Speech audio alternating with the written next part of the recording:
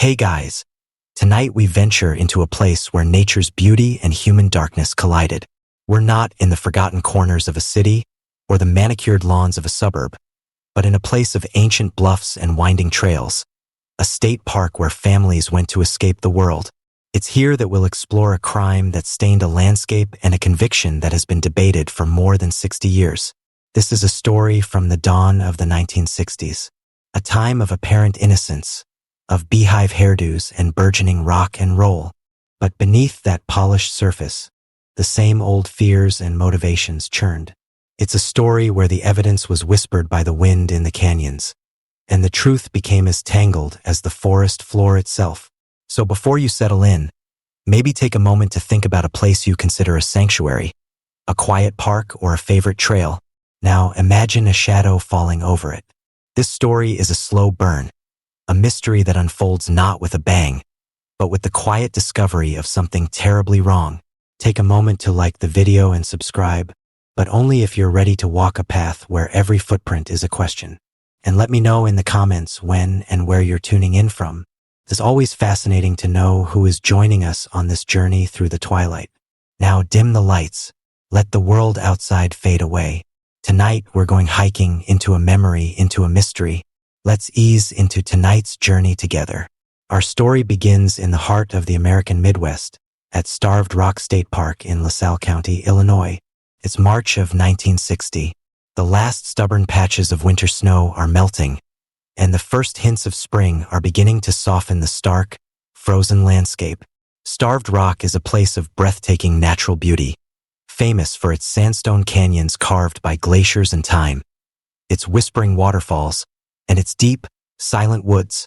It's a popular destination for hikers, picnickers, and anyone looking to find a moment of peace in nature. It is not a place one associates with violence. On Monday, March 14th, 3 women, all prominent and respected members of the suburban Chicago community of Riverside, decided to take a short vacation. They were friends, all married to successful executives, and this trip was a brief escape from their busy lives as wives and mothers. There was Mildred Lindquist, 50, the wife of a bank president. There was Lillian Oding, also 50, whose husband was a telephone company executive. And there was Frances Murphy, 47, the wife of a corporate attorney. They checked into the picturesque Starved Rock Lodge, a grand, rustic hotel built of stone and timber, nestled in the heart of the park. Their plan was simple: a few days of hiking, good food, and quiet conversation. On that first day, they did just that. They had lunch at the lodge, then set out for a hike in the afternoon. They were last seen by lodge staff around 1 p.m., heading towards St. Louis Canyon, one of the park's most scenic and popular trails. They were dressed for the cold, wearing winter coats and sensible walking shoes. They were expected back at the lodge for dinner that evening. They never returned. When the women failed to appear for their dinner reservation, a quiet concern began to ripple through the lodge staff. It was not entirely unusual for hikers to lose track of time, but these were responsible, middle-aged women, not adventurous teenagers. The staff made a few calls. By the next morning, when their beds were found to be unslept in, the concern turned to alarm. Their husbands were notified, and a search was immediately launched. The initial search was hampered by the weather.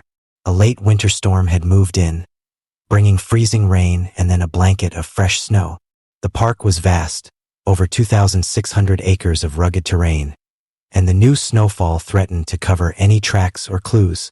For 2 days, search parties, composed of state police, park rangers, and local volunteers, combed the winding, icy trails. They called the women's names, their voices echoing off the canyon walls and getting swallowed by the dense, silent woods. They found nothing. The husbands, frantic with worry, arrived at the lodge, their minds racing with terrible possibilities.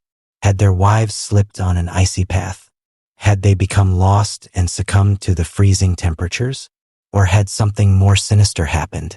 On the 3rd day of the search, Wednesday, March 16th, a breakthrough came.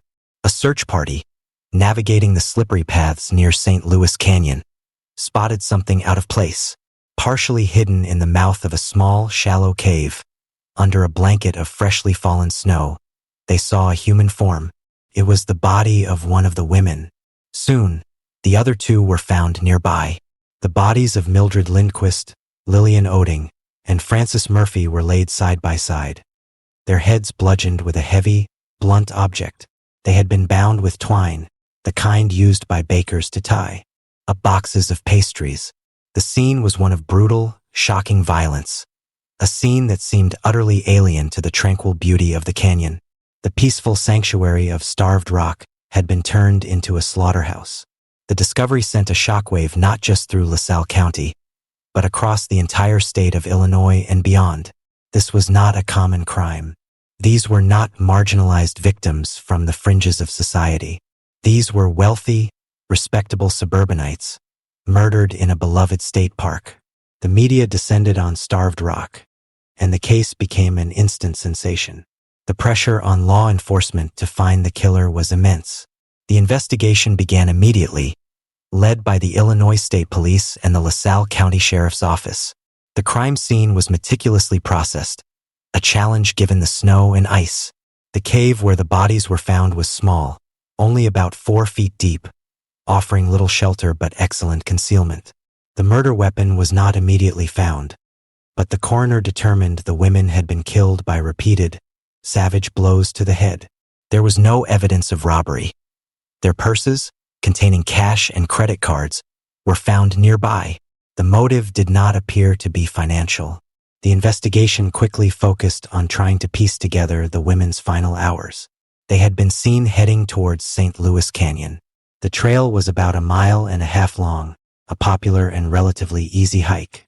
What had happened between the time they left the lodge and the time their bodies were discovered? Who could have encountered them on that quiet, wintry afternoon? The first major clue came from the twine used to bind the victims. It was a specific type of white, multi-strand twine, the kind commonly used at bakeries. But more importantly, it was tied with a very distinctive knot. Investigators photographed the knot and began to show it to anyone who might have knowledge of such things. Sailors, farmers, tradesmen. It was a long shot, but it was one of the few tangible clues they had. The other clue was the sheer brutality of the attack. The killer had used what was described as frenzied force, striking each woman multiple times. This suggested a crime of intense, explosive rage, not a calculated, cold-blooded killing. The police began to build a profile of the killer. Someone strong enough to overpower 3 women, someone familiar with the park's terrain, and someone who harbored a deep and violent anger. The investigation turned its attention to the people who were at the park that day. They interviewed every guest at the lodge, every employee, every known local who frequented the trails. One person of interest who emerged early on was a young man named Chester Weger. Chester Weger was 21 years old. He was a dishwasher at the Starved Rock Lodge. He was married with 2 young children and had a reputation as a hard-working, if somewhat quiet and unassuming, young man. He had a minor criminal record for a few petty offenses, but nothing to suggest he was capable of such extreme violence. On the day the women went missing, Weger had been working his shift at the lodge. He was a local boy who knew the park's trails like the back of his hand. When questioned by police, Weger was cooperative. He provided an alibi stating he had been at work. His story seemed to check out. He was just one of dozens of employees and locals who were questioned and cleared in the initial days of the investigation. The police had no reason to focus on him. Their net was cast wide, looking for drifters, parolees, or anyone with a known history of violence who might have been in the area. But as the weeks turned into months, the investigation stalled. The wide net had come up empty. No new leads emerged.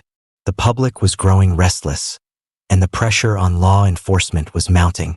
The Starved Rock murders were becoming a frustrating and high-profile cold case.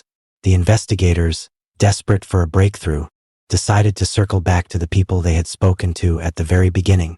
They decided to take a much closer look at the quiet dishwasher from the lodge, Chester Weger. This time, the questioning was different. The police were no longer just gathering information. They were looking for a suspect. They began to scrutinize Weger's story, looking for inconsistencies. They noted his familiarity with the park. They considered his physical strength. and they began to subject him to a series of intense interrogations, including multiple lie detector tests. Under the bright lights of the interrogation room, the pressure on Chester Weger began to build. The polygraph results were interpreted as deceptive, though the science of lie detectors was, and still is, highly controversial and inadmissible in court. But for the investigators, it was enough to confirm their suspicions.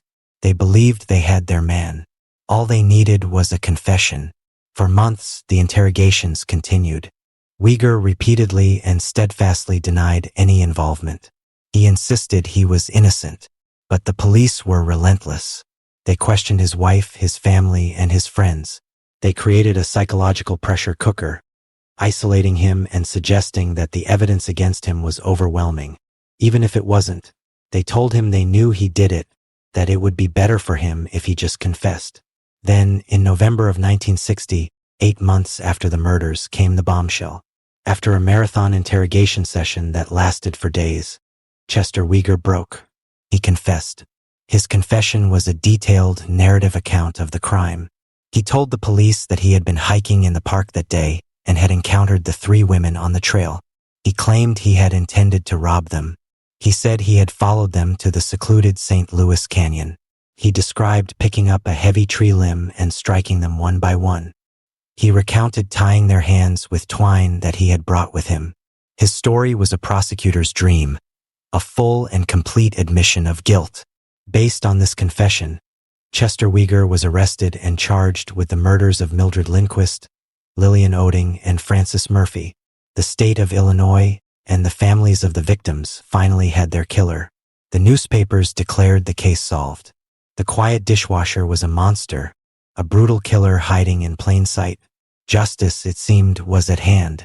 But almost as soon as the ink was dry on his signed confession, Chester Weger recanted. He claimed the confession had been coerced. He said the police had worn him down, that they had deprived him of sleep, threatened him, and promised him that if he just told them what they wanted to hear, he could go home to his family. He claimed the details in his confession were not his own memories, but were details fed to him by the investigators during the long hours of questioning. He now insisted, an innocent man who had been forced to confess to a crime he did not commit. The stage was set for a dramatic and highly contentious trial. The prosecution's case rested almost entirely on a single piece of evidence: Chester Weger's confession. The defense's case rested on a single claim, that the confession was a lie. The fate of Chester Weger, and the official story of what happened in St. Louis Canyon, would be decided not by a wealth of physical evidence, but by a battle over the words spoken in a small, windowless interrogation room. The mystery of Starved Rock was not over. It had just entered its most complicated and enduring phase. The question was no longer just who killed the 3 women, but whether the man who said he did was telling the truth. The trial of Chester Weger, held in 1961, was one of the most sensational legal dramas Illinois had ever witnessed. The courtroom was packed every day with reporters, curious locals, and the grieving families of the victims. The prosecution, led by State's Attorney Harland Warren, presented a clear and simple narrative.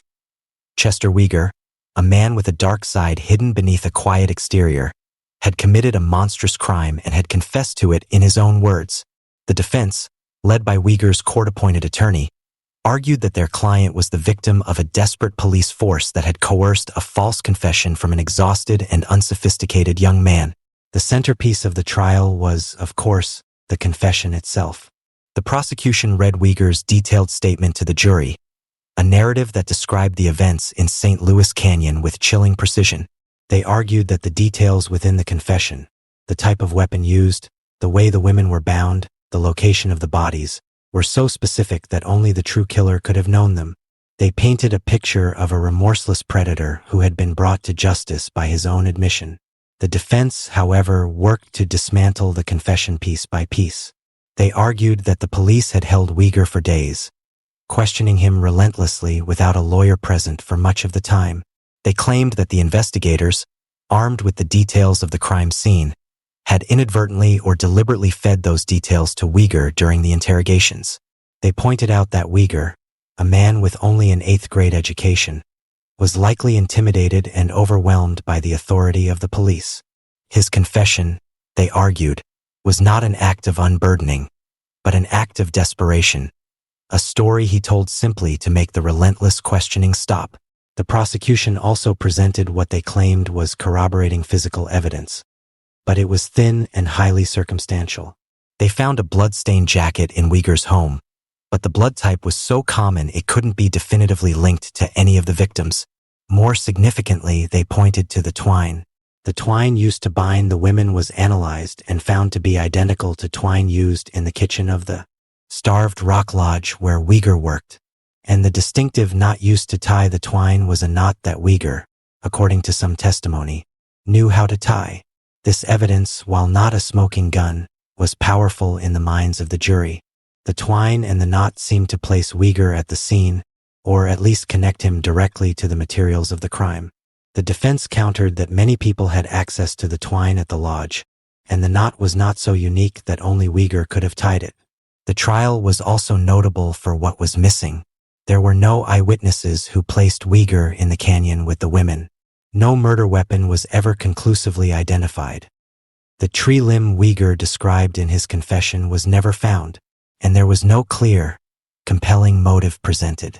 The prosecution's theory of a robbery gone wrong felt weak, as the women's valuables were left at the scene. This left the jury to grapple with the idea of a motiveless, frenzied attack, a crime of pure rage. After weeks of testimony, the jury was left to decide. They had to weigh a detailed, signed confession against the claim that it was coerced. They had to consider the thin physical evidence against the absence of a clear motive. In the end, the confession proved to be too powerful to overcome. The jury found Chester Uyghur guilty of the murder of Lillian Oding. To avoid the cost and emotional toll of 2 more trials, the state decided not to prosecute him for the murders of Mildred Lindquist and Francis Murphy.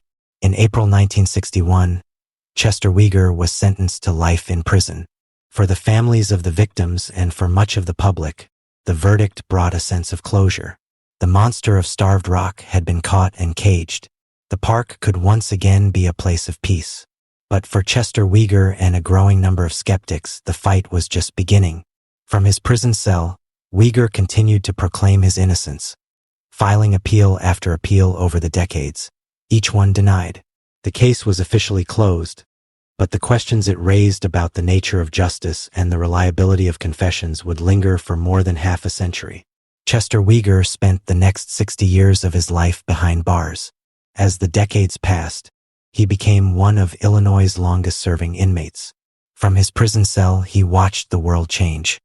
He grew from a young man into an old one, his hair turning from brown to gray. But one thing never changed: his insistence that he was innocent. Over the years, his case became a subject of fascination for a new generation of journalists, authors, and amateur detectives. They re-examined the trial transcripts, the police reports, and the confession. And the more they looked, the more troubling questions emerged. The science of false confessions had evolved significantly since the 1960s.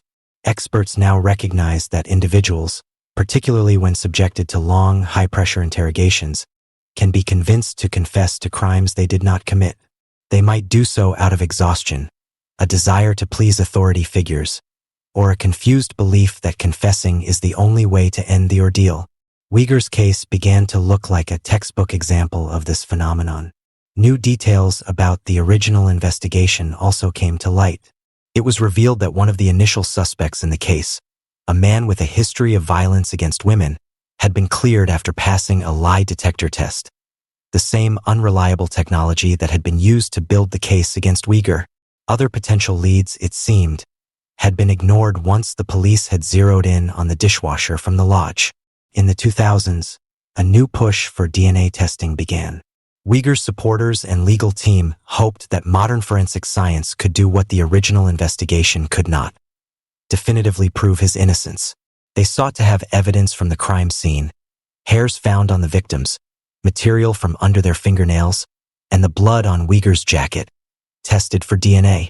For years, the state resisted, arguing that the evidence was too old, too contaminated, or had been lost. But in a significant breakthrough, a single hair found on one of the victim's gloves was finally tested. The DNA from the hair did not match Chester Uyghur. It belonged to an unknown male. This was not proof of Uyghur's innocence. The hair could have gotten on the glove in any number of ways, but it was a powerful piece of evidence that suggested someone else had been at the crime scene. It was the first new clue in the case in over 50 years.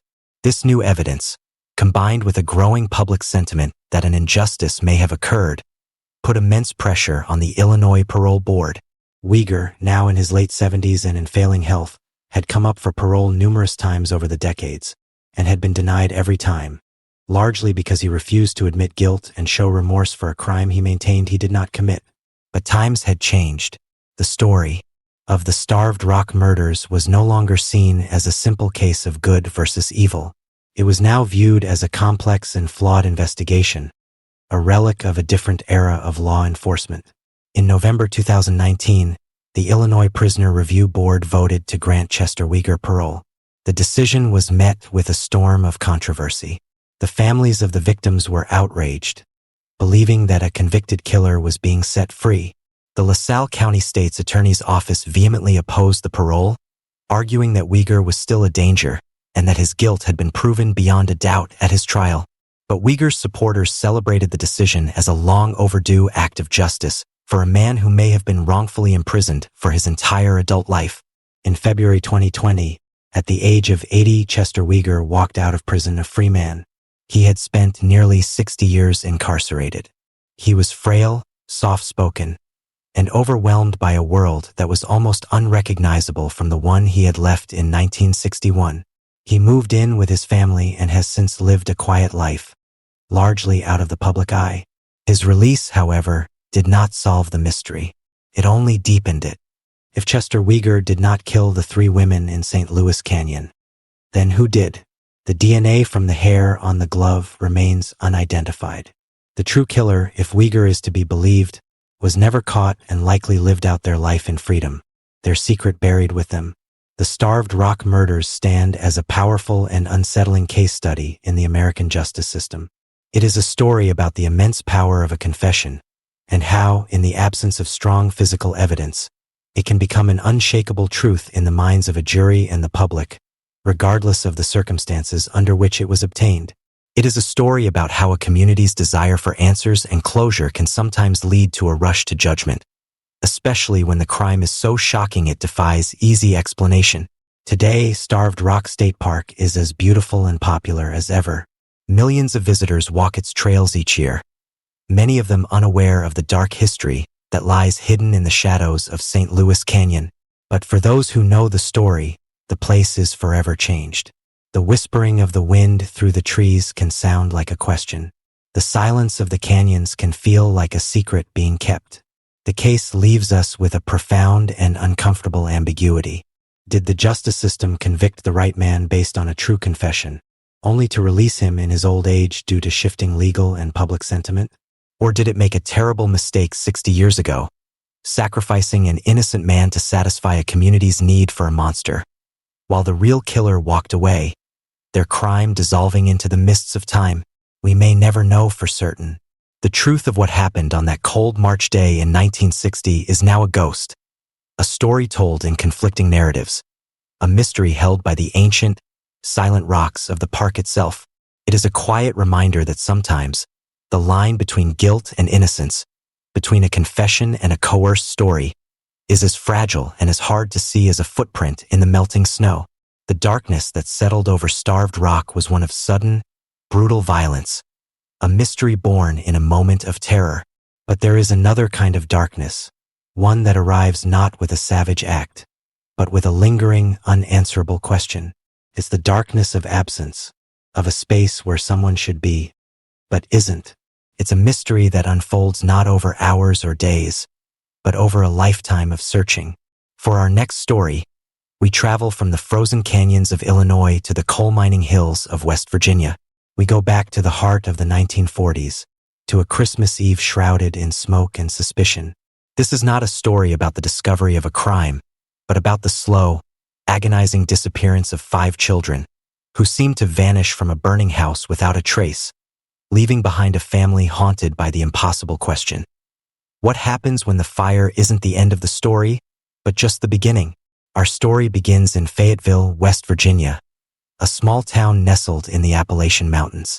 The year is 1945. World War II has just ended, and a sense of weary optimism is returning to the country. It is Christmas Eve, and in the two-story timber house of the Sauter family, preparations for the holiday are underway. The Sauter family was a large and lively one, a fixture in the local community. The parents, George and Jenny Sauter, were Italian immigrants who had built a life for themselves in America. George owned a successful trucking business, hauling coal from the local mines. He was known as a hard-working, opinionated, and fiercely anti-fascist man, never shy about expressing his strong views against Benito Mussolini, a stance that sometimes created friction in the tight-knit Italian-American community. Jenny was a devoted mother, the quiet heart of a bustling household. Together, they had 10 children. The oldest son, John, 23, and the second oldest, Joe, 21, were away, serving in the military. The third child, Marion, 17, was working at a dime store in town. But that Christmas Eve, 9 of the Sauter children were at home. There was Marion, along with George Jr., 16, Maurice, 14, Martha, 12, Louis, 9, Jenny Irene, 8, Betty, 5, and the two youngest, Joan, 3, and Sylvia, 2. The evening began with celebration. Marion had come home from work with presents for her younger siblings, toys she had bought with her own money.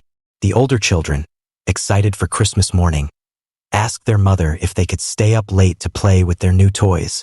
Jenny, tired from the day's preparations, agreed, on the condition that the older boys, Maurice and Louis, remembered to feed the cows and close the chicken coop before they went to bed.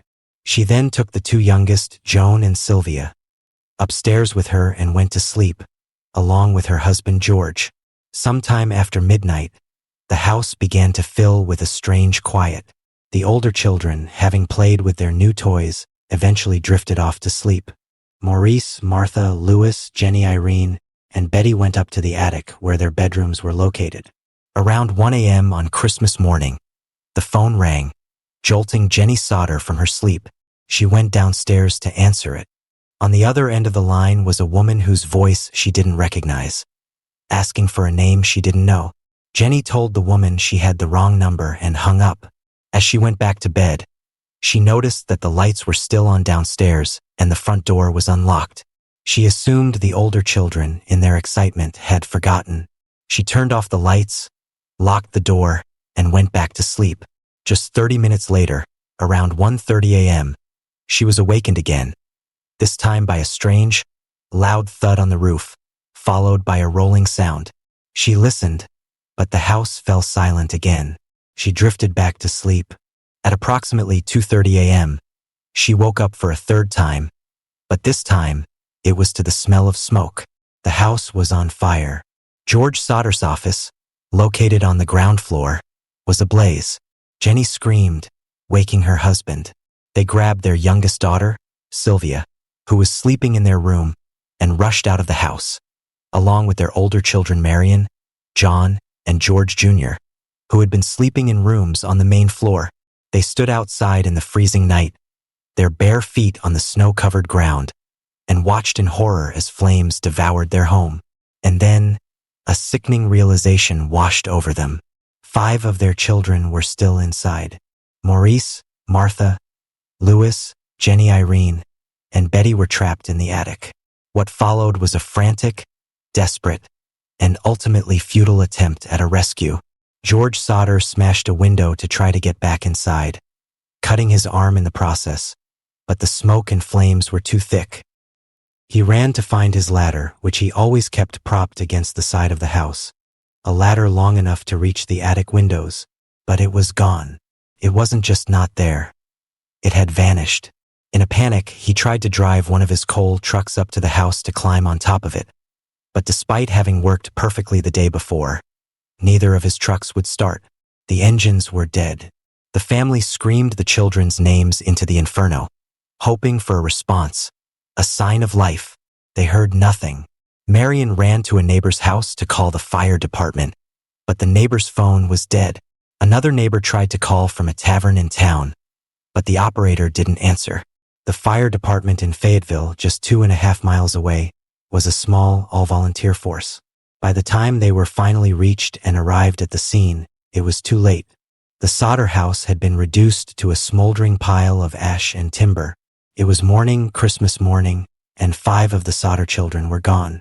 In the cold, gray light of dawn, as the embers of their home still glowed, the solder family stood in a state of shock and profound grief. The fire chief, F.J. Morris, offered what little comfort he could. He told George and Jenny that the fire had been so intensely hot that it would have completely cremated the children's bodies, leaving nothing behind. It was a terrible but, at the time, believable explanation. The family began the grim process of accepting their loss. A death certificate was issued, citing the cause of death as fire or suffocation. But as the initial shock wore off, nagging questions began to surface in George and Jenny Solder's minds. The story told by the authorities didn't quite add up. Jenny, who had been a homemaker her whole life, knew how long it took for things to burn. She couldn't believe that the bones of 5 children could have been completely destroyed in a house fire that had lasted only 45 minutes before the structure collapsed. She began to conduct her own small experiments, burning animal bones in a stove to see if they would turn to ash. They never did. They were charred, but they remained. George, too, began to question the official narrative. He remembered the strange series of events that had occurred just before the fire. The phone call from the unknown woman, the loud thud on the roof, the missing ladder, which was later found tossed in an embankment over 75 feet from the house, the 2 trucks that had mysteriously failed to start. And what about the fire itself? George, who had done the wiring in the house himself and had it checked by the power company, was adamant that the fire was not caused by faulty wiring, as the fire chief had suggested. The family's doubts grew into a deep and unwavering suspicion. They began to believe that the fire was not an accident, but a deliberate act of arson, a cover for something even more sinister, the abduction of their 5 children. This theory was bolstered by a series of strange encounters that had occurred in the months leading up to the fire. A traveling insurance salesman had visited the Solder home and, after being rebuffed by George, had become angry and warned him that his house would go up in smoke and that his children would be destroyed, citing George's outspoken criticism of Mussolini as the reason. Another stranger had been seen watching the younger Solder children as they came home from school. And just a few weeks before the fire, George Jr. and his brothers had noticed a strange car parked along the main highway, its occupants watching their house. The Solders began to piece together a horrifying narrative. They believed that someone had intentionally set the fire, perhaps by throwing an incendiary device, a pineapple bomb, or some other type of fire starter, onto the roof, which would explain the loud thud Jenny had heard. They believed that while the fire was a diversion, the children had been kidnapped from the house. But who would do such a thing and why? George's mind kept returning to his anti-Mussolini sentiments. Could this be the work of the local mafia, as he called it, a retaliation for his political views? It seemed far-fetched, but in the absence of any other explanation, it was a theory that took root. Determined to find the truth, George and Jenny Solder began their own investigation. They hired private investigators. They offered rewards for information, and they started to push the authorities to reopen the case. They pointed out inconsistencies in the fire chief's report. For example, a telephone repairman later told the Solders that the lines to their house and their neighbors had not been burned through in the fire, but had been cut, as if someone had deliberately severed their connection to the outside world. The Solders pleaded with the fire chief to conduct a more thorough search of the basement rubble for any sign of human remains. Chief Morris refused, sticking to his story that the bodies had been completely cremated. Frustrated and desperate, George Solder took matters into his own hands. He brought in a bulldozer and began to excavate the site of his former home himself, sifting through the dirt and ash for any clue, any bone fragment that could prove his children had died in the fire. During his excavation, he made a few small, puzzling discoveries. He found a few household appliances, their metal melted, and a few coins, but he found no skeletons, no skulls, no human bones of any kind. This, to George and Jenny, was the final, irrefutable proof. Their children were not in that basement. They were not dead. They were out there somewhere and they had been stolen. In 1949, 4 years after the fire, the Sodders decided to erect a monument to their missing children. Along Route 16, near the site of their former home, they put up a large billboard. It featured the pictures of the 5 missing children: Maurice, Martha, Louis, Jenny Irene, and Betty. Beneath their smiling faces were the details of their disappearance and a plea for any information that might lead to their return. The billboard became a local landmark, a constant, silent testament to a family's undying hope and a community's enduring mystery. For the next 40 years, that billboard would stand as a symbol of the Sodder family's search, a search that would consume the rest of their lives and turn up a series of strange, tantalizing, but ultimately heartbreakingly inconclusive clues. The fire was over, but the haunting had just begun. The billboard on Route 16 was more than just a memorial. It was a declaration of war against the silence. George and Jenny Sodder had lost faith in the official investigation, which they felt had been closed with suspicious and unprofessional haste. They were now on their own, a family transformed into a team of private detectives, driven by a hope that defied all conventional logic. Their lives became a singular, all-consuming quest to find their 5 lost children. As the years stretched on, their search yielded a series of strange and tantalizing clues, each one a small flicker of hope in a vast darkness, yet none bright enough to illuminate the truth. The Sodders traveled across the country, following up on dozens of reported sightings. A woman who ran a tourist stop between Fayetteville and Charleston claimed she had seen the children in the back of a car on the morning after the fire, accompanied by 2 men and 2 women of Italian extraction. She said they were heading west. Another tip came from a woman at a hotel in Charleston, who said she saw 4 of the 5 children a week after the fire. She recalled that they seemed out of place, accompanied by adults who refused to let them speak to anyone. These stories, while compelling, were impossible to verify. They were fragments of memory, filtered through time, and could not be substantiated. But for George and Jenny, they were fuel. Each potential sighting reaffirmed their belief that the children were alive. The most concrete, and perhaps most perplexing, clue came from a woman who ran a tavern in St. Louis, Missouri. She contacted the Sodders, claiming that Martha, their second oldest missing daughter, had been brought into her establishment one night by a man. She said Martha seemed dazed and did not speak, but she was certain it was the same girl from the pictures. The lead, like the others, eventually went cold, but it added another layer to the growing tapestry of a nationwide conspiracy. The Sodders also hired a private investigator from Washington, D.C. named C.C. Tinsley. Tinsley uncovered a strange story involving the local fire chief, F.J. Morris. He learned that Morris had supposedly been the one to discover a human heart in the ashes of the Sodder home during a later, limited search. He had sealed it in a metal box and presented it as evidence. However, when George Sodder had the heart examined by a local funeral director, it was determined to be a beef liver, completely untouched by the fire. This bizarre deception only deepened George's suspicion that Chief Morris and perhaps others in the town were part of a cover-up, actively trying to convince him that his children were dead. Why would a fire chief plant false evidence? Was it a misguided attempt to bring the family closure, or was it something more sinister? The family's own investigation continued to turn up strange details from the night of the fire. A bus driver who passed through Fayetteville late on Christmas Eve told them he had seen people throwing balls of fire at their house. This seemed to corroborate the thud and rolling sound Jenny had heard on the roof. Another local woman claimed she saw a man lurking near the Sodder property just before the fire, stealing a block and tackle from a garage, which might explain how the missing ladder had been moved. Every new piece of information seemed to point away from a simple house fire and towards a coordinated criminal act. But the motive remained elusive.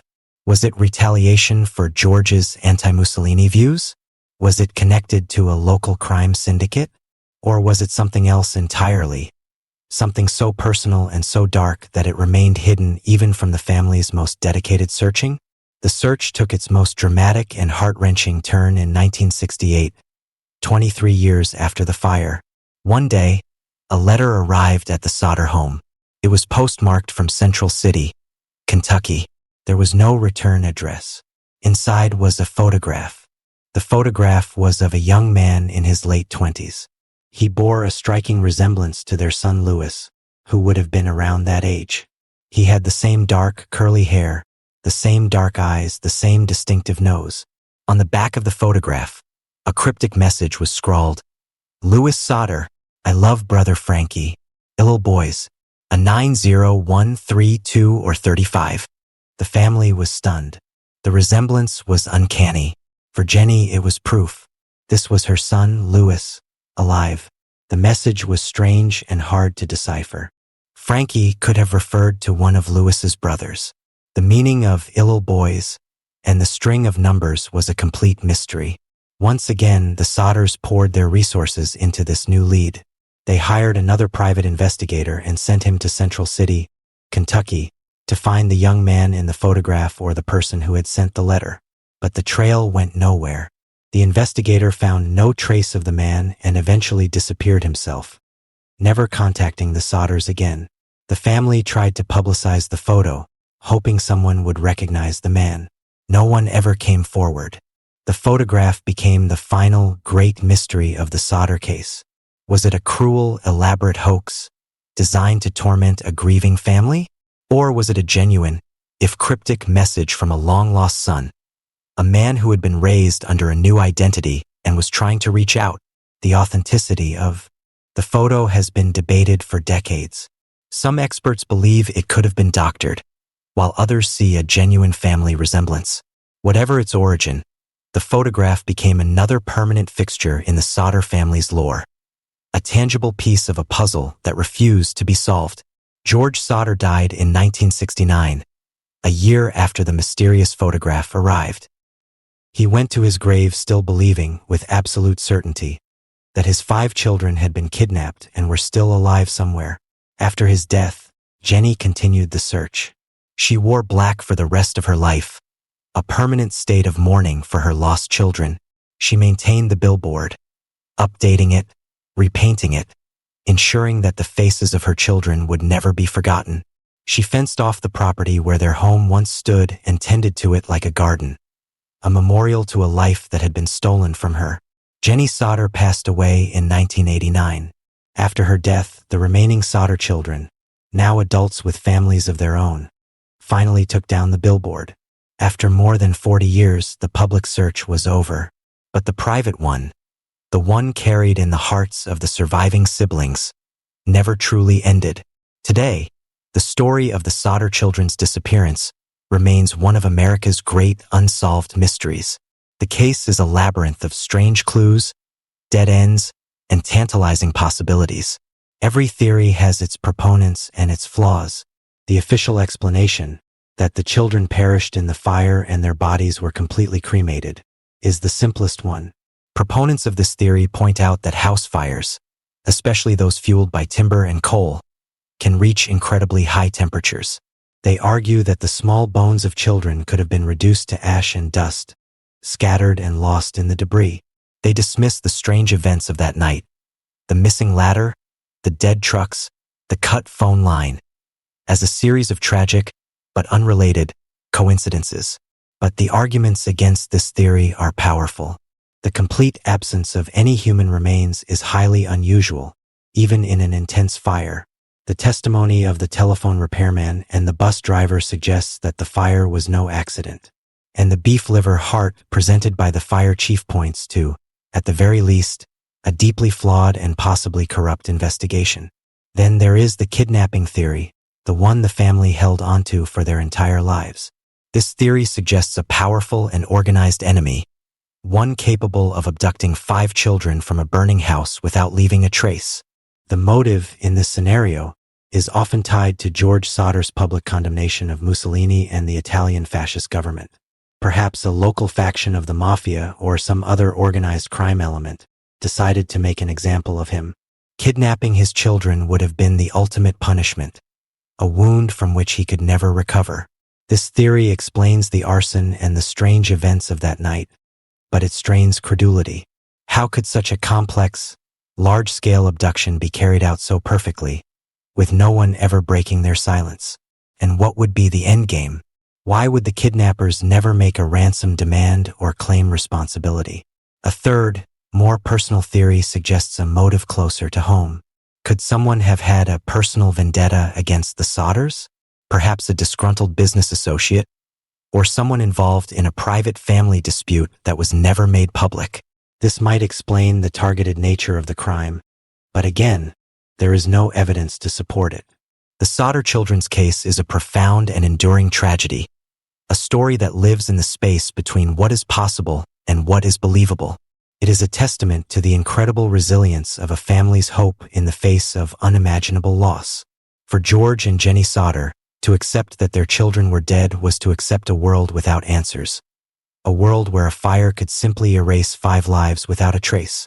It was easier and perhaps more human to believe in a grand conspiracy, in a lifetime of searching, than to live with the terrible, silent void of the unknown.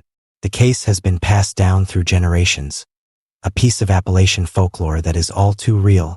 It has been featured in books, television shows, and podcasts, each one attempting to make sense of the tangled web of clues. But the central mystery remains untouched.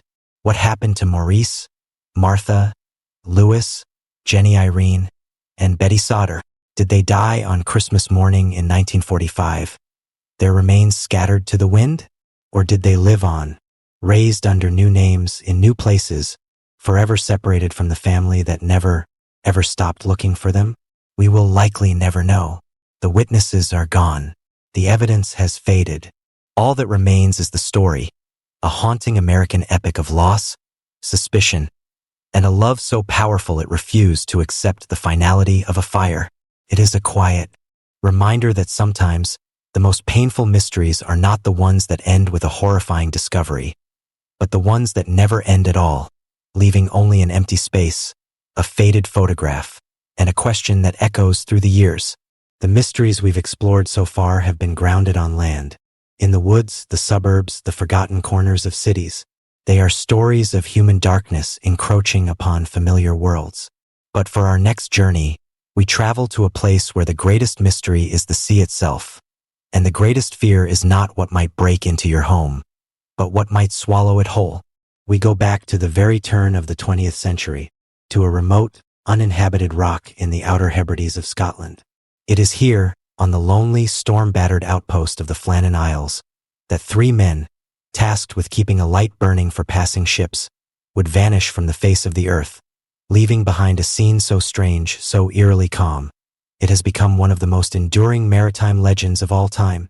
This is not a story of a crime scene, but of an abandoned stage, a place where the actors have disappeared, leaving only their props and a deep, unsettling silence.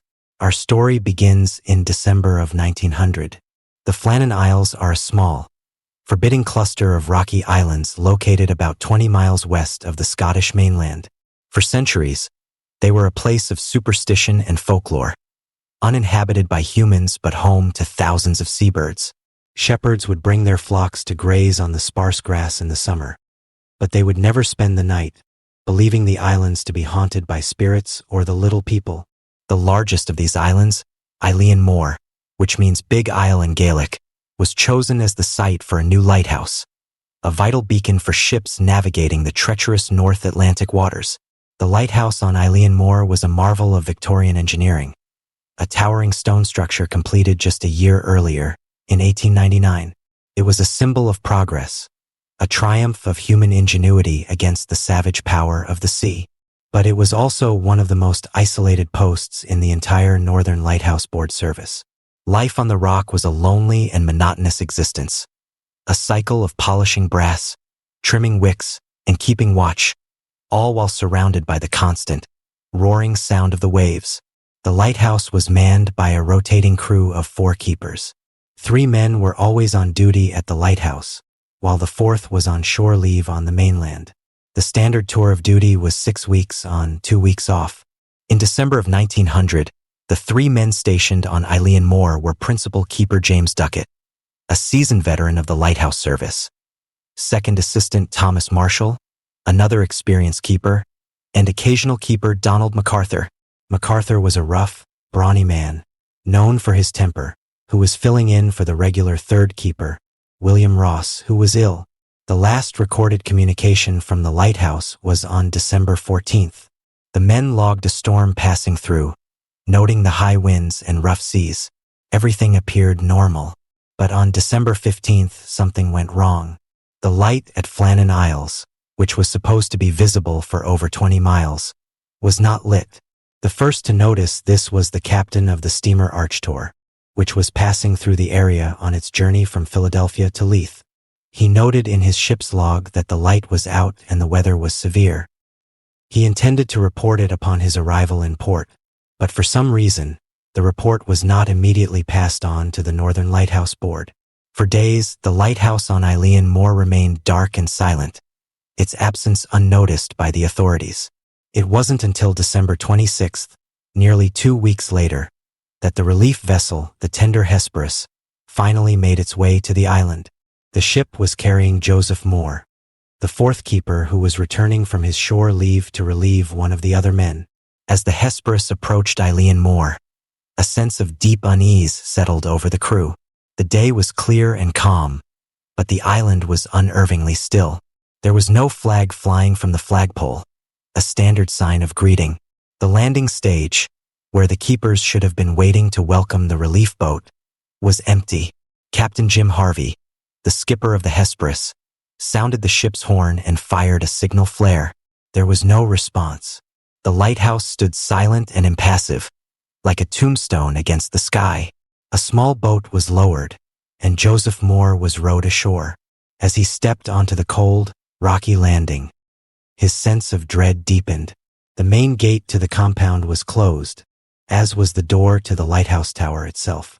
Everything was shut tight against the elements, but there was no sign of the men. He called out their names: Duckett, Marshall, MacArthur. Only the crying of the gulls and the sound of the waves answered him. Finding the door to the living quarters unlocked, he cautiously stepped inside. The scene that greeted him was one of the strangest and most chilling in the annals of maritime history. The inside of the lighthouse was in perfect order, but it was an order that was deeply, profoundly wrong. In the kitchen, a meal of salted mutton and potatoes sat half-eaten on the table, as if the men had been interrupted in the middle of dinner. A single chair was overturned, the only sign of any kind of haste or disturbance. In the keepers' sleeping quarters, the beds were made, the rooms tidy. The oilskins and boots for two of the keepers, Duckett and Marshall, were missing, suggesting they had gone outside.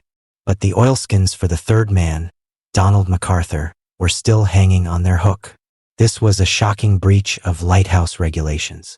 No keeper was ever to leave the lighthouse, especially in bad weather, without wearing his protective gear. For one man to go out into a storm without his coat was unthinkable. Moore made his way up the winding stone staircase to the lamp room at the very top of the tower. Here, too, everything was in pristine order. The lamp had been cleaned and refilled with oil, ready to be lit that evening. The brass was polished. The wicks were trimmed.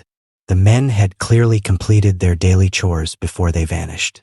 The last entry in the lighthouse logbook was for 9 a.m. on the morning of December 15th. The entry was routine, noting the wind and the state of the machinery. After that, the pages were blank. The slate where keepers would make rough notes before entering them into the official log was also wiped clean. The clocks in the lighthouse had all stopped. Joseph Moore, his heart pounding, returned to the shore and signaled to the Hesperus. He knew then that he was alone on the island. The three keepers of the Flannan Isles lighthouse had vanished without a trace. Captain Harvey sent more men ashore to conduct a thorough search of the small island. They fanned out across the rocky terrain, checking every crevice and cliff edge. What they found only deepened the mystery. On the western side of the island, which faced the full fury of the Atlantic, they discovered signs of recent and severe storm damage. A supply crate, which had been stored in a crevice over 100 feet above sea level, had been broken open, its contents scattered. Iron railings along a path had been bent and twisted out of shape. A large block of stone, weighing over a ton, had been dislodged and moved, and a life buoy, which had been secured to the cliff face, was gone. This evidence pointed to a storm of incredible power, a rogue wave of monstrous proportions that had swept over that part of the island. The official theory began to form. It was believed that on the afternoon of December 15th, two of the keepers, James Duckett and Thomas Marshall, had gone down to the western landing to secure the equipment in anticipation of the approaching storm. Perhaps the supply crate had come loose, and they went to lash it down. Then, while they were on the exposed landing, a massive wave had crashed over the island, sweeping them out to sea. The third keeper, Donald MacArthur, seeing his comrades in peril from the lighthouse tower, had, in a moment of desperate panic, rushed out to help them, forgetting in his haste to even grab his coat. He too was then caught by the wave and washed away. It was a tragic but plausible explanation. It accounted for the missing oilskins for two men, the one set left behind, and the evidence of storm damage. A telegram was sent back to the mainland, carrying the grim news. The message, sent by Captain Harvey, read, "A dreadful accident has happened at the Flannans. The three keepers, Duckett, Marshall, and the occasional have disappeared from the island. The clocks were stopped and other signs indicated that the accident must have happened about a week ago. Poor fellows, they must have been blown over the cliffs or drowned trying to secure a crane or something like that." The Northern Lighthouse Board officially accepted this explanation. The case was closed as a tragic accident, a testament to the unforgiving power of the sea. The three men were declared lost, their bodies never to be recovered. But for those who knew the men and the strict rules of the lighthouse service, this official story never sat quite right. It was full of small, nagging inconsistencies. Seasoned keepers like Duckett and Marshall knew better than to go out onto an exposed landing during a severe storm. It was against every rule and instinct they possessed. And the idea that MacArthur, a tough and experienced seaman, would run out into a gale without his coat seemed almost impossible to believe. And what about the half-eaten meal on the table?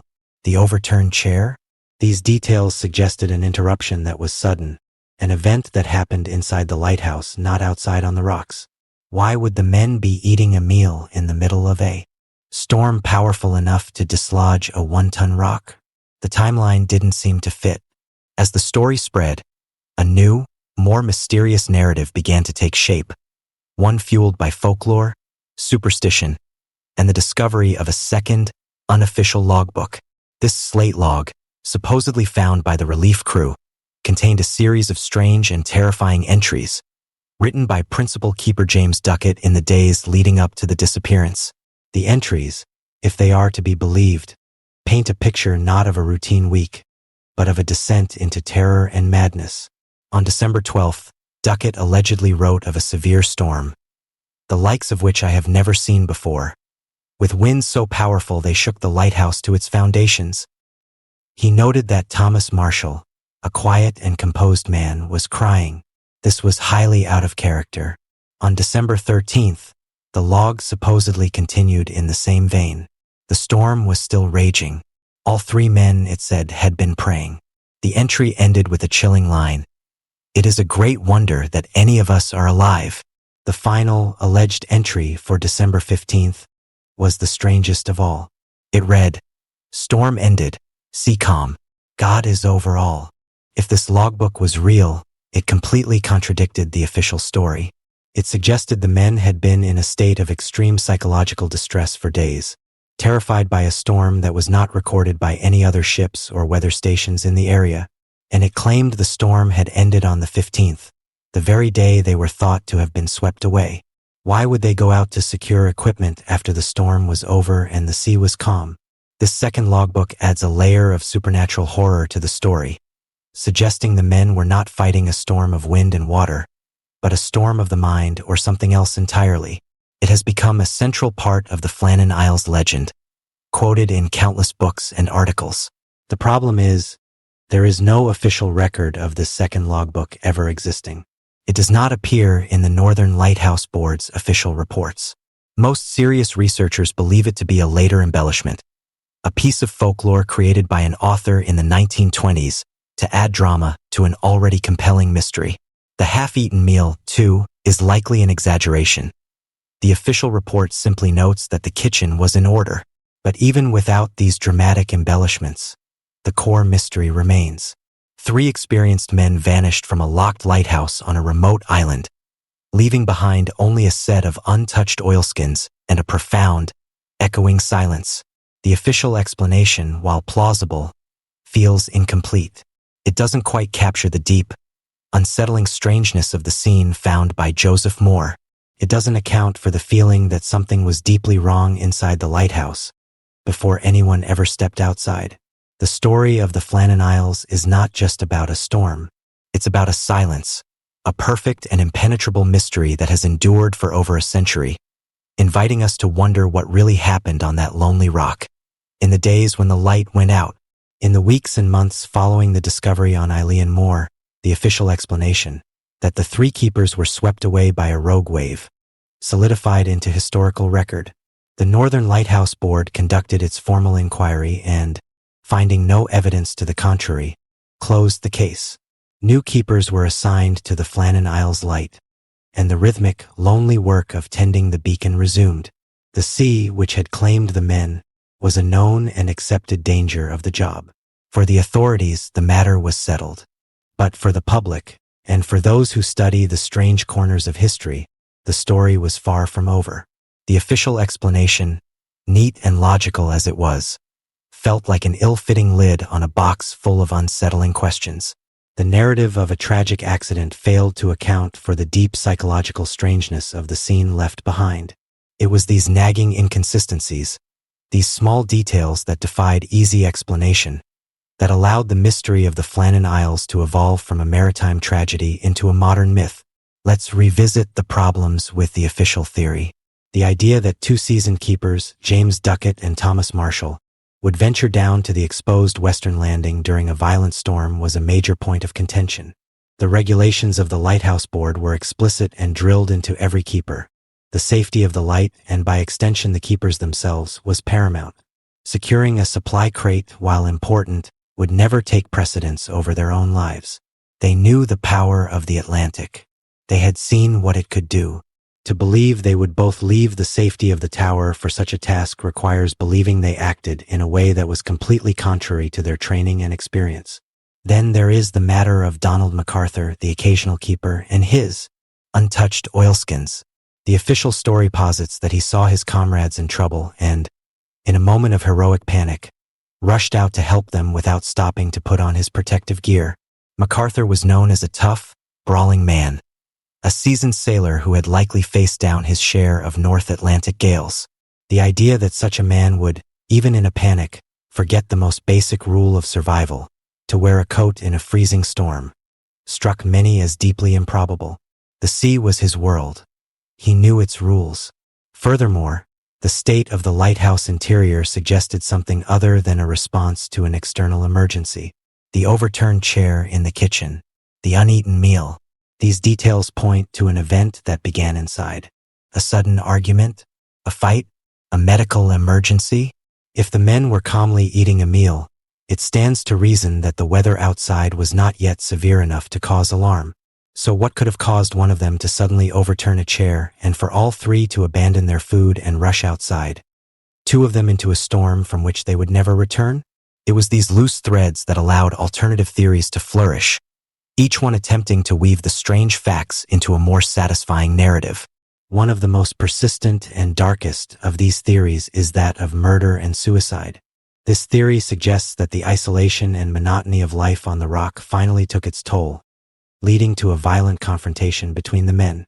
Perhaps an old grudge or a fresh argument escalated into a fight. Donald MacArthur, with his known hot temper, is often cast as the central figure in this scenario. Did he, in a fit of rage, kill his 2 companions? The overturned chair could be evidence of this struggle. Then, realizing what he had done, did he carry their bodies down to the sea to dispose of them, before taking his own life by leaping from the cliffs into the churning waves? This theory would explain the internal disturbance and why all 3 men disappeared. It's a grim and dramatic narrative, but it too has its problems. There were no signs of a struggle found inside the lighthouse, aside from the single chair. No blood, no broken objects, and it would have been an incredible feat for one man to carry 2 bodies down the steep, slippery paths to the sea without leaving any trace. Moreover, those who knew the men, particularly Duckett and Marshall, described them as peaceable and professional. While MacArthur had a reputation, there was no history of him being dangerously violent. Another, more exotic theory suggests a supernatural or paranormal explanation. The Flannan Isles, after all, had a long history of being considered a place of otherworldly power. The local folklore was rich with tales of spirits, ghosts, and the little people. Some have speculated that the men were driven mad by a malevolent entity on the island, or that they were spirited away by some supernatural force. This theory leans heavily on the disputed second logbook. With its tales of a phantom storm and the keeper's growing terror, it's a compelling piece of Gothic storytelling, but it remains firmly in the realm of folklore, unsupported by any credible evidence. Other theories have ranged from the mundane to the bizarre. Were they abducted by foreign spies in a passing vessel, perhaps because they had witnessed something they shouldn't have? Unlikely, given the lack of any political or military significance to the island at the time. Did they fall victim to a sudden, collective madness, a folie à trois, and simply walk into the sea together? Possible, but a rare and unprovable psychological phenomenon. As the years passed, the story of the Flannan Isles became a kind of cultural touchstone for the unexplained. It inspired a famous poem, Flannan Isle by Wilfred Wilson Gibson, which popularized the more dramatic and possibly fictionalized elements of the story, including the overturned chair and the uneaten meal. Cementing them in the public imagination, it became a staple of books about unsolved mysteries, often presented alongside the tales of the Mary Celeste and the Bermuda Triangle, a perfect, self-contained puzzle of a vanishing. In the modern era, new attempts have been made to solve the puzzle using modern scientific understanding. The most widely accepted explanation among historians and scientists today is a refined version of the original rogue wave theory, but with a more nuanced understanding of the psychology involved. This revised theory, proposed by author James Love in his detailed investigation of the case, suggests that the series of events was likely a tragic chain reaction. It likely did not begin with a raging storm, but during a period of relative calm following a storm. The keepers may have indeed gone down to the western landing, not to secure a crate during a gale, a crate which was probably already smashed, but to inspect the damage after the fact. The sea can remain dangerously unpredictable even after a storm has passed, with occasional, unexpectedly large waves, known as sneaker waves, crashing ashore without warning. In this scenario, Duckett and Marshall were likely on the landing when just such a wave struck, pulling one or both of them into the water. MacArthur, perhaps witnessing this from a higher vantage point or from the lighthouse itself, would have rushed to their aid. His failure to grab his coat is still a puzzle, but perhaps in the split-second decision between grabbing a lifebuoy or running for his coat, he chose the former. This would explain the missing lifebuoy from the cliff face. He may have thrown it to his comrades, only to be caught by the next wave himself. This theory is sober and logical. It accounts for the physical evidence of storm damage and the missing equipment. It provides a plausible, if tragic, explanation for how three experienced men could be caught off guard. It returns the story from the realm of the supernatural or the homicidal back to the raw, indifferent power of nature. And yet, even this most logical of explanations leaves a small, cold spot of uncertainty. It still doesn't fully satisfy the strangeness of the scene inside the lighthouse. The tidiness, the stopped clocks, the feeling of a sudden, unexplained interruption. It leaves the mystery not entirely solved, but merely contained. The legacy of the Flannan Isles vanishing is not about finding a definitive answer. It is about the power of an unanswered question. The story taps into a deep, primal fear. The fear of the unknown, the fear of nature's immense power, and the fear of being erased from the world without a trace. The three keepers of Eilean Mor, James Duckett, Thomas Marshall, and Donald MacArthur, were not just victims of a storm. They became figures of legend, their names forever bound to the lonely rock where they served. The lighthouse they tended still stands today, now fully automated, its bright, steady light sweeping across the dark waters of the North Atlantic. It no longer requires the constant presence of men to keep its lamp burning, but the tower is not empty. It is inhabited by a story, a memory, a silence that has lasted for over 120 years. The Flannan Isles mystery endures because it is a perfect vacuum. There are just enough facts to create a compelling puzzle, but not enough to solve it. There are no witnesses, no survivors, no confessions. There is only an abandoned stage, a set of clues that can be arranged and rearranged into any number of narratives. From a simple, tragic accident to a tale of supernatural horror. In the end, we are left where Joseph Moore was on that cold December day in 1900. Standing alone in a silent lighthouse, surrounded by the orderly remnants of lives that have been abruptly and inexplicably snuffed out, we are left with the sound of the wind, the cry of the gulls, and the endless rhythmic crash of the waves against the rock. And we are left to wonder what terrors, what desperate last moments, that unforgiving sea has kept as its own dark secret. The light on Eilean Moor continues to burn, a beacon for passing ships, but it offers no illumination on the fate of the men who first tended it. Their story has become part of the landscape, a permanent shadow on a lonely, windswept island. The silence that fell over the Flannan Isles was one of nature and isolation, a mystery born from the sea. But there is a different kind of silence that can descend upon a place, one that is far more intimate and unsettling. It is the silence that follows a terrible act within a community, a silence that falls over a house on a quiet street in a small town. It's the silence of neighbors pulling their curtains, of children being told to come inside, of a shared and unspoken fear that the evil that struck is not from some distant, unknowable force, but from one of their own. For our final story, we return to the American Midwest, to a small, devout, and prosperous railroad town in Iowa. We go back to the summer of 1912. This is not a story of a vanishing, but of a brutal and bloody discovery. It's a mystery that didn't just create a legend.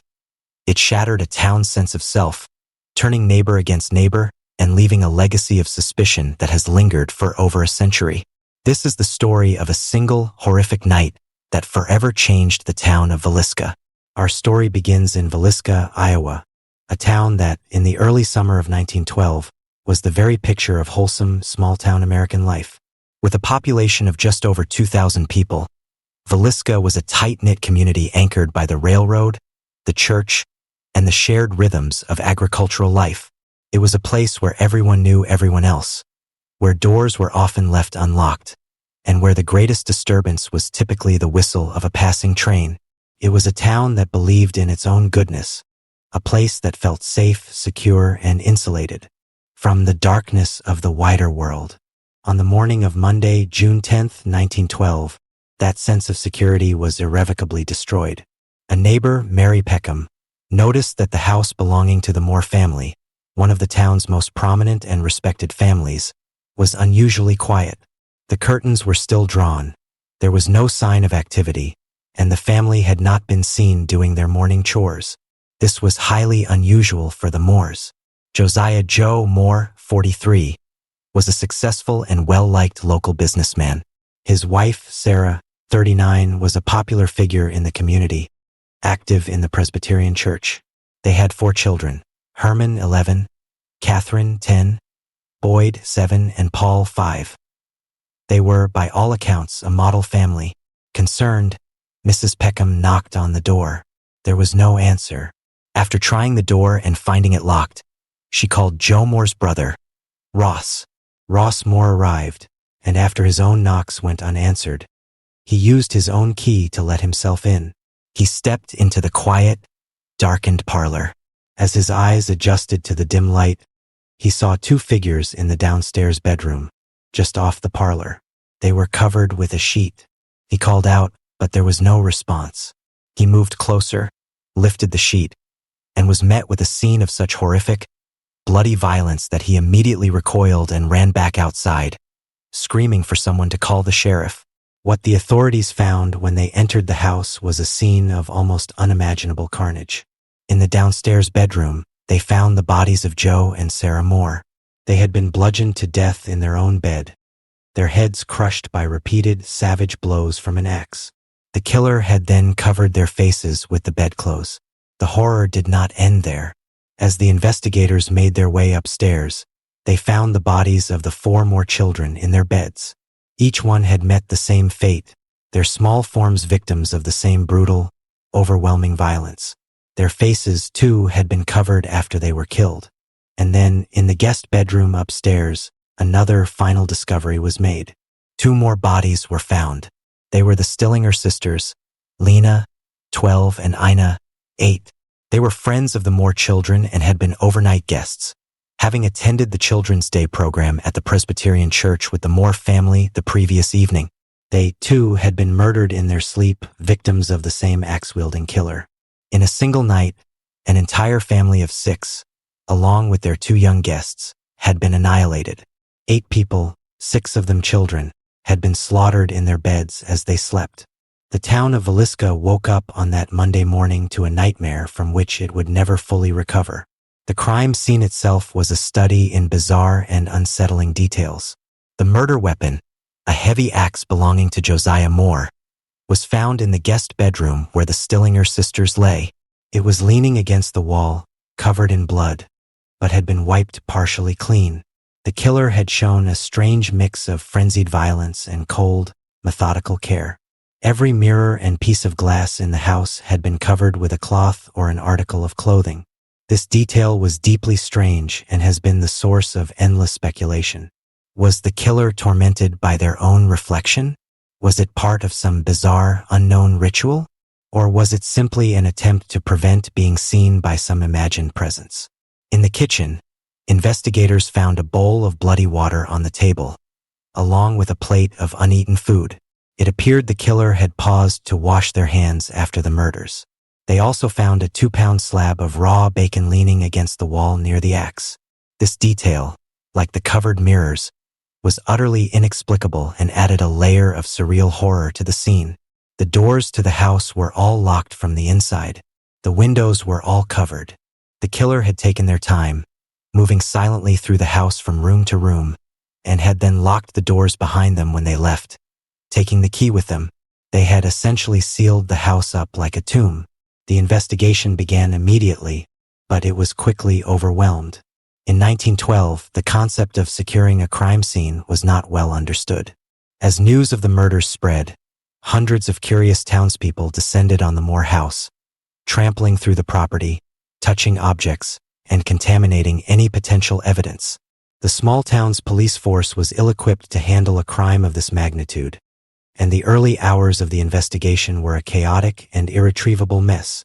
The state of Iowa's best detectives were called in, along with private investigators from the famous Burns Detective Agency. But the killer had left behind very little in the way of conventional clues. There were no clear fingerprints.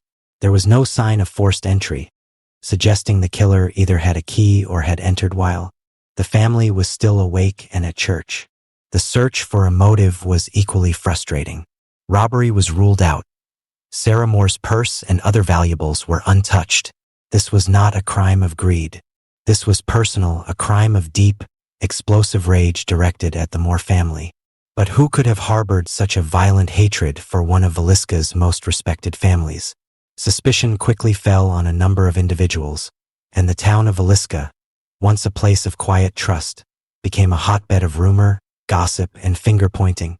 The investigation would splinter into several different directions, focusing on a handful of key suspects, each with their own compelling, but ultimately unprovable, connection to the crime. The first, and for many the most enduring suspect, was a man named Frank F. Jones. Jones was a prominent and powerful figure in Villisca. He was a successful businessman and a state senator. He was also Josiah Moore's former employer and current business rival. For years, Moore had worked for Jones at his farm implement company, but Moore had eventually left to start his own, more successful rival company, taking a significant amount of business, including a coveted John Deere dealership, with him. The rumor mill in Villisca churned with stories that Jones was furious and humiliated by Moore's success. It was whispered that the business rivalry was intensely personal. Adding another layer to the theory, it was rumored that Josiah Moore was having an affair with Frank Jones's daughter-in-law. While never proven, this rumor of infidelity, combined with the professional jealousy, provided a powerful motive for revenge. The theory went that Frank Jones, a man of power and influence, did not commit the murders himself, but hired a hitman to do the job.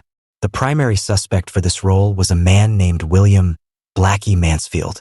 Mansfield was a transient, a reported killer for hire, and a suspected serial murderer who was believed to have been involved in a string of similar axe murders in other states around the same time. A witness claimed to have seen Mansfield in the area around the time of the Villisca murders. A grand jury was convened to investigate Jones and Mansfield. The case seemed promising. They had a powerful man with a strong motive and a hired killer with a history of similar crimes. But the evidence was entirely circumstantial. There was nothing to physically tie either man to the Moore house. After a lengthy investigation, the grand jury failed to return an indictment, and both Jones and Mansfield were cleared of any official suspicion. But in the court of public opinion, especially in Villisca, Frank Jones remained a shadowy figure, the powerful man who might have gotten away with murder. Another prominent suspect emerged, one who came not from the world of business rivalries, but from the pulpit. He was the Reverend George Kelly, a traveling Presbyterian minister who had been in Villisca on the night of the murders. Kelly was a strange and unsettling figure. He was known for his fiery, emotional sermons, but also for his history of mental illness and a series of peeping Tom incidents. He had a documented history of sexual deviancy and had spent time in a mental institution. Reverend Kelly had attended the Children's Day program at the church with the Moore family on the evening of June 9th. He had even walked part of the way home with them. He left town on an early morning train, just hours after the murders were believed to have occurred. Weeks later, while traveling, he reportedly confessed the murders to a fellow passenger on a train. He was arrested and subjected to intense interrogation. During this questioning, he gave a detailed confession, describing the murders with what seemed to be first-hand knowledge. His confession, however, was as bizarre as the man himself. He claimed he had received a vision from God, telling him to slay and slay utterly, a divine command to exterminate the Moore family. Based on this confession, Reverend Kelly was charged with the murders and put on trial. His trial was a spectacle, filled with testimony about his strange behavior and his religious fanaticism. His lawyers argued that he was mentally unstable and that his confession was the product of his delusions, not a memory of a real event. They pointed out that there was no physical evidence linking him to the crime. The first trial ended in a hung jury. At his second trial in 1917, he was acquitted. Like Frank Jones, Reverend Kelly was cleared by the law, but not by public suspicion. For many, he remained the insane minister, the religious fanatic who had turned an axe on a sleeping family, the image of the peeping Tom preacher who walked the family home from church and then returned in the night to kill them was a powerful and terrifying one. The case was a tangled mess of possibilities. Was it the powerful state senator, driven by business and personal jealousy? Was it the mentally ill minister, driven by a divine command? Or was it someone else entirely, a wandering transient, a true phantom killer who had passed through Villisca on a train, committed an act of unspeakable horror, and then disappeared back into the vast, anonymous landscape of early 20th century America? The town of Villisca was torn apart by these competing theories, its quiet trust shattered, its residents looking at their neighbors, their businessmen, and even their religious leaders with a new and terrible suspicion. The axe that fell in the Moore house had cleaved the town in two, and the wounds would never fully heal. With the acquittals of Reverend George Kelly and the failure to indict Frank F. Jones and William Mansfield, the official investigation into the Villisca axe murders ground to a halt. The state of Iowa had put forth its best detectives and its most compelling suspects, but had come up empty. The case was left in a state of permanent, frustrating limbo. There would be no more arrests, no more trials. The mystery of who killed the Moore family and the Stillinger sisters was officially relegated to the cold case files. But in the heart of Villisca, the case was anything but cold. It was a living wound, a source of division and fear that would poison the community for generations. The town, once a unified and trusting place, fractured along the lines of suspicion. There were the Jones people, who staunchly defended the state senator, believing him to be an honorable man unfairly targeted by gossip. And there were those who believed, with absolute certainty, that Jones and his hired killer, Mansfield, were guilty, their power and influence allowing them to escape justice. Then there were the Kelly people, who saw the strange, itinerant preacher as the obvious culprit. A man whose documented mental instability and hyper-religiosity made him a plausible vessel for such an extreme act of violence. These divisions played out in the daily life of the town. Friendships ended. Business relationships soured. Families argued at the dinner table. The murders became a kind of dark litmus test, and your opinion on who was guilty defined your place in the fractured social landscape. The silence that had fallen over the Moore house on June 10th had now spread to the entire town. A silence of things left unsaid, of suspicions held but not voiced, of a collective trauma that had no outlet. As the years went by, the story of the Villisca murders began to pass from news into folklore. The Moore house itself became a dark landmark. It was rented out to various tenants over the years, but no one ever stayed for long. Residents reported strange occurrences. The sound of children crying in the night, the faint metallic smell of blood that would never wash away, the feeling of being watched by an unseen presence. The house at 508 East 2nd Street became, in the local imagination, a place of profound and lingering sorrow. A house haunted not just by spirits, but by an unanswered question. The investigation, though officially dormant, never truly died. It was kept alive by a string of private investigators, amateur sleuths, and journalists who became obsessed with the case. One of the most dedicated of these was a man named F.F. Gibbs, a private investigator who spent years of his life and much of his own money trying to solve the crime. He was a firm believer in the guilt of Frank F. Jones and spent decades trying to uncover the evidence that would prove it, though he never succeeded. The theory of a serial killer, a wandering phantom who moved along the railroad lines, also gained traction over the years. Criminologists noted that the Villisca murders bore a striking resemblance to a series of other axe murders that had occurred in the Midwest around the same time. In towns like Colorado Springs, Colorado, Ellsworth, Kansas, and Monmouth, Illinois, families had been killed in their beds with an axe, the crime scenes bearing similar bizarre signatures, such as covered mirrors. William Blackie Mansfield was a suspect in several of these cases. Could Villisca have been just one stop on a bloody cross-country rampage by a single, organized, and terrifyingly efficient killer? This theory is compelling because it lifts the blame from the residents of Villisca, suggesting the evil came from outside. It explains the lack of a clear local motive and the killer's ability to vanish without a trace. The railroad, the lifeblood of Villisca, could have also been its curse, providing an easy entry and escape route for a transient killer. However, like the other theories, there is no definitive proof. Mansfield was never convicted of any of these crimes, and the connections between the various axe murders remain a matter of forensic speculation. As the original generation of Villisca residents passed away, they took their secrets and their first-hand knowledge with them. The case became a story passed down, a piece of local history that was part cautionary tale, part ghost story. The details became softer, more legendary. The number of blows from the axe, the specifics of the crime scene. These things sometimes varied in the telling, but the core horror of the event remained potent. In the 1990s, the Moore house, which had fallen into disrepair, was purchased by a local historian and meticulously restored to its 1912 condition. It was opened to the public as a museum, a preserved moment in time, allowing visitors to step directly into the scene of the crime. The house became a destination for paranormal investigators, history buffs, and those with a fascination for the darker side of American history. Overnight stays were offered to those brave enough to spend a night in the house where 8 people were murdered. Audio recordings from these stays purported to capture electronic voice phenomena, EVPs. Faint, disembodied voices, including the sound of children whispering. Whether one believes in the paranormal or not, the preservation of the house has served a unique historical purpose. Keeps the mystery alive in a tangible way. To walk through its quiet, dimly lit rooms is to feel the weight of the story. The smallness of the house is striking.